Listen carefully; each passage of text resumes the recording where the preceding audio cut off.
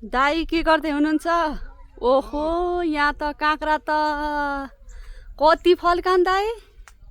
मेहनत गर्न पर्यो नि नानी, मेहनत गरेपछि के हुँदैन। ए आहा सब मेरो दोस्तहरु हुन्छ है। कतिवटा रहेछन् गर्नु त? छन् होला 25-30 वटा जति। यता निस्किँदैछन्, यता निस्किसकेका छन्, यता अलिक बढ्दैछन्, अझै ठुला यता छन्। एकदम स्टेप बाइ स्टेप जेठो माइलो साइलो काइलो राइलो हुँदै हुँदै छन्।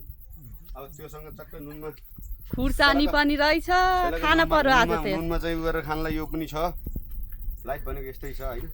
ल भाउजू नुन खुर्सानी पिस्नु, चट्ट काँक्रा खानु पर्यो। यता चाहिँ अब गार्डनिङ गर्ने काम पनि भइसकेको छ। बिस्तारै यसो फुर्सदको चाहिँ टाइमलाई सदुपयोग गर्दाखेरिको नतिजा यस्तो छ। अझ सोच अझै सिरियस गरेर चाहिँ कृषिमा लाग्यो भने के होला? यता बढी फल्न लाग्छ मेरो। अब त्यस्तै छ। सुन्तला यता सुन्तला छँदैछ नि फेरि। बोल्ने कुरा त बाहुनलाई कहिले सकिन्छ र नि त। तिम्रो के छ? मेरो नि ठिक छ। गर्ने कुरा पो तारेको तुरु गर्छन्। गर्ने बाइकहरु के काम गरेछौ? बोल्ने कुरा त के को? बेला नसो के मेहनत सेहनत आँखा होस् कि काम। हाम्रो नि छ घर यस्तै काँक्रा। जिब्रो त लाग्नु जति होइन म आफै अरु गर्दा अहिले हेर्न हिँड्नु त हाम्रो म फर्रै देख्छु। तिमीले लगाएका क्रिम पाउडर लाली लिपस्टिक पत्याउँछौ मैले, तर यो कामको विषयमा तिमीहरूले गर्दैनौ। ल हो यो खाऊ एउटा।